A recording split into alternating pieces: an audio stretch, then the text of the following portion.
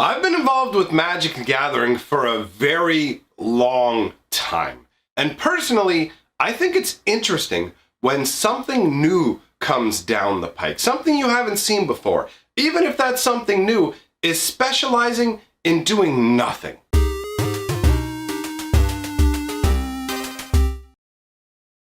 Greetings, owners of fine luxury cardboard rectangles. I've decided to depart from talking about the Throne of Eldraine spoilers in the here's a spoiler, here's a spoiler, here's a spoil fashion. So instead, we are going to be focusing on a particular card and the flavor behind it, the uniqueness of the card, and all of that goodness. So without any further ado, let us talk about Opportunistic Dragon. So this is a red card from Throne of Eldraine.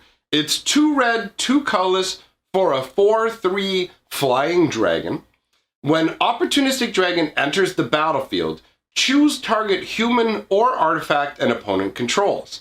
For as long as Opportunistic Dragon remains on the battlefield, gain control of that permanent, it loses all abilities, and it can't attack or block. Now, this is an interesting departure from what we normally see in regards to red cards. Remember, in a previous video, I talked about top-down design and how you can have things that don't necessarily feel like they fit into a particular color in terms of certain abilities, as long as overall the card fits flavorfully and feels like the color it's supposed to be. And that's what we have with Opportunistic Dragon. Now, obviously, 4 mana for a 4/3 flyer, not too shabby at all. The interesting part to me, though, is obviously it's entering the battlefield ability. Now, red has a history of being able to take your opponent's creatures. A long history, not all the way back to the beginning of Magic, because originally stealing creatures was solely the domain of blue. But red, they decided they wanted to shift some of the abilities away from blue into other colors, because in the old day, the color pie, and if you don't know what the color pie is just how they divide up different abilities for different colors. Well, blue had a massive heaping slice of pie, while some of the other colors were lacking some of that delicious pie. Give us a pie, a pop-up. So they decided, you know what? Instead, blue can have permanent control, and red will have temporary control. So a lot of the red, let me borrow your guy, is just, I'm going to use them for 1 turn. You have older cards like Threaten, where the concept is very straightforward, where you threaten the creature into coming to your side, where it's like, you'll do some work for me or pay the consequences. There's also other variations of the red concept where people are just muddled by magic, their passions or rage is inflamed, and that's what causes them to go crazy and allows you to take control of them. Now, the Opportunistic Dragon is different, because what's going on with the Opportunistic Dragon is a very, very fantasy-flavored sort of scenario. You have a dragon that is swooping in at an opportune time. The opportunistic part of the name says that this dragon isn't just striking randomly. He is waiting for a moment, his choice moment, to either swing in and steal treasure, which is the artifact, or something that would be treasured by a dragon. Say, for example, a beautiful fair maiden, a princess, something along those lines, right? That's a very fantasy tale concept. If you think of dragons in terms of like fairy tales and things like that, you will think 2 things. You'll think treasure, and you will think rescuing a fair princess. You are the gallant knight, and you are going to go out and slay the dragon and free the princess and return her home to the king. And you will be rewarded handsomely, not only with the dragon's treasure, but also possibly the king may shower you in riches. One of the riches you may obtain would be the hand of the fair maiden you've saved. So this is definitely that kind of a feel. The opportunistic nature of it makes me think of this dragon would swoop down when, oh, the princess has either snuck out of the castle without her father's permission. She's out there picking flowers or something like that, and the dragon just glides down on quiet wings. She sees a shadow fall over the flowers and go, well, it's midday. Why is it? And then she looks up to see the dragon's claws descending down and grab onto her, but gently, to not harm her. And at that point, she just shrieks out, and castle guards come running out, and they look, and they can see off in the distance a dragon winging away with the colors of the royal gown of the princess trailing under the dragon. To arms, the dragon has stolen our princess, sort of thing. Or you could see this dragon basically figuring out, oh, look, the king is moving part of his treasury with this coach. Well, why don't I just fly down and grab this treasure chest that's strapped to the top of the carriage and fly off with it, sort of thing. So I think of the opportunistic dragon as taking the moment to go ahead and swipe something at the exact right time when people's guards are down. So there's some cool flavor on that. Another cool flavor layer of this is the fact that it's specifically human or artifacts. Dragons in the past of Magic have had a lot to do with artifacts. You will have dragons that are covetous and require you to always have an artifact out, or else the dragon goes away. There are other dragons that actually will get rid of and destroy artifacts, depending. But dragons have a long history of interacting specifically with artifacts. They do not have a long history of interacting specifically with humans. Now, this is cool to me because it illustrates the very nature of Eldraine, as well as being your standard sort of fairy tale dragon situation. It illustrates with Eldraine the entire man versus wild. And I don't mean Bear Grylls out there eating pigeon eggs or all that crazy nonsense. I'm gonna have to suck this pigeon dry to survive. Wait, that doesn't sound right.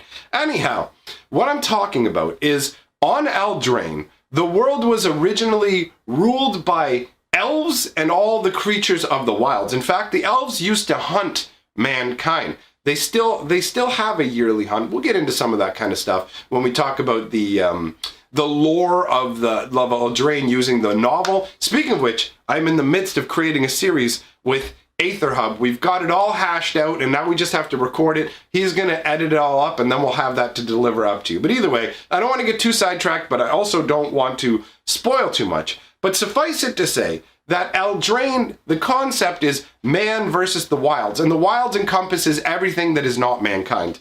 Now, mankind was able to basically find its own foothold in the world and build out from there, to the point where there are multiple castles of mankind, and there's the realms of mankind and the wilds. And there's more wilds than realm of mankind. So it's very much a mankind versus everything else. Man is not friends with elves or any other race, any other creature type really, aside, I mean, from their bonded mounts. You know, there are exceptions. But overall, mankind and the wilds are at odds. And the fact that this dragon can target a human helps to tie into that, which I enjoy very, very much. Now we move on to the most interesting part of the card. For as long as Opportunistic Dragon remains on the battlefield, you have the permanent, but it loses all abilities and it can't attack or block. So this ties into the whole, I've taken the princess, I'm holding her hostage in a tower. Now obviously you can translate that to, the dragon can take any human. So they could theoretically take a knight that is like a figurehead of a particular kingdom. Like, let's say a kingdom has a particular champion, and the dragon wants to undermine that champion, either as an overall plan for the wilds, or just as a lark for the dragon for his own amusement. He's like, you know what? I'm going to take their strongest hero, and I'm going to lock him in a tower. I'm going to lock him in my keep him as a prisoner, and there's nothing that he can do. So the idea that, I mean, it ties in best, honestly, with like a princess or something like that. She's being held captive, loses all abilities, can't attack or block. It's interesting that it also shuts off the ability of artifacts. The flavor behind that one is not so obvious, really, in all honesty. It makes more sense that the dragon will be able to shut off all abilities and make it so that like a person was incapable of doing anything by ruling over them through fear, as opposed to an artifact where it's like, okay, I've stolen the magical scepter, and now the scepter has no abilities. Maybe it's just because the dragon, maybe that's supposed to represent that the dragon doesn't like give you the capabilities to use the equipment overall, or whatever it is you've stolen. It's kind of like, the dragon's stolen this wand, and as the master of the dragon, you're like, give me that wand, and the dragon's like, no, mine, I'm keeping it in my hoard, kind of thing.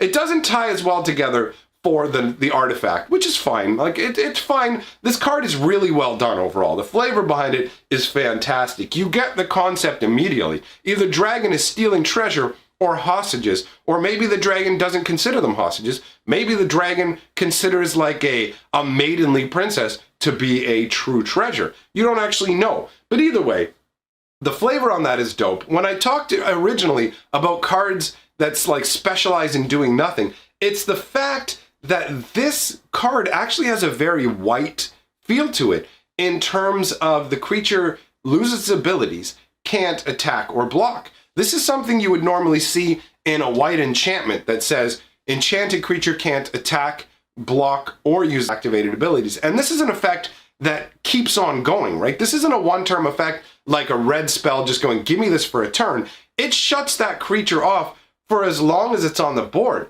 Like, even if you have one of those, like let's say, for example, you had like a Brooding Saurian or some other card that says, return everybody gets back all the permanents they own at the end of the turn. So you steal the maiden, but then the Brooding Saurian goes, nah, give it back. You know, this goes over here. Well, according to the language on the dragon card, the creature would still be unable to attack or block or lose its abilities. And I kind of like this because it's almost like PTSD, right? Where they've been traumatized by being captured by the dragon. So you have the maiden, she's taken off by the dragon, some magic whisks her home, but she's still traumatized by the event. So she no longer goes out into the garden to pick her flowers. She no longer has the same vivacious flair for life that she did. She can no longer charm the local animals or whatever else sort of thing she did that made her her and made her life enjoyable. And again, I'm just using a princess as an example. You can slot other things in here, but since we're talking about fairy tales, it feels like a really good fit. Now, if you manage to remove her from play and bring her back to your side, she will not be stuck with these. So for example, the Charming Prince card that actually came out in Throne of Eldraine is a fantastic answer to Opportunistic Dragon because you can select to remove a permanent you own from the game and bring it back. So you could actually have a Charming Prince come and charm the Opportunistic Dragon to rescue the princess. And the flavor behind that is next level. That's right off the charts. So this card is really cool to me because